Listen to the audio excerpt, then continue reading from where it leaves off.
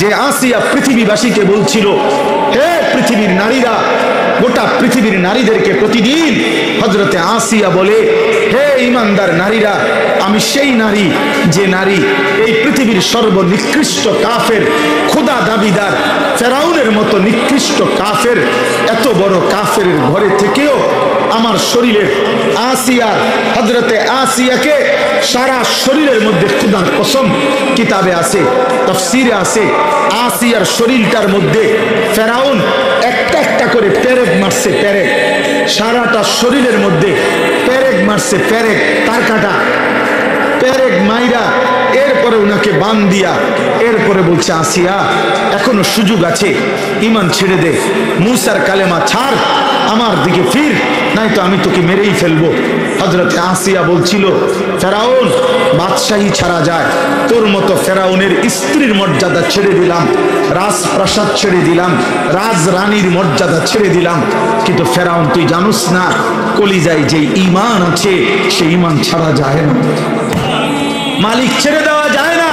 এমন রব ছাড়া যায় না, এমন সৃষ্টিকর্তা বাদ দেওয়া যায় না রে ফেরাউন, তোকে বাদ দিতে পারি। এরপরে তাফসীরের মধ্যে আছে, ফেরাউন তখন সিদ্ধান্ত দিছে তার লোকদেরকে আসিয়াকে জীবন্ত হত্যা না করে, মানে পেরেক তো মারছে, রক্ত ঝরছে, বলছে এই অবস্থাতে আহা জীবন্ত, মানে এখনো হত্যাও করে নাই, যে জীবন্ত ছাগলের চামড়া, গরুর চামড়া যেমনে ছিলে,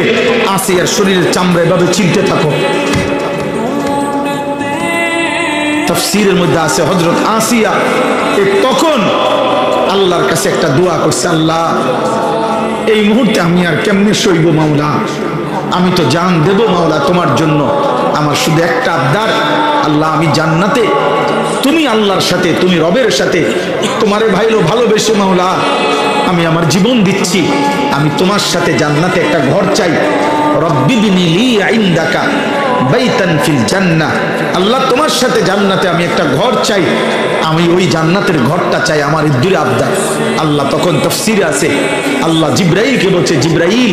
আমার আসিয়ার জান্নাতের ঘর তার চোখের সামনে নিয়ে যাও, ও যেন জান্নাতের ঘর দেখতে দেখতে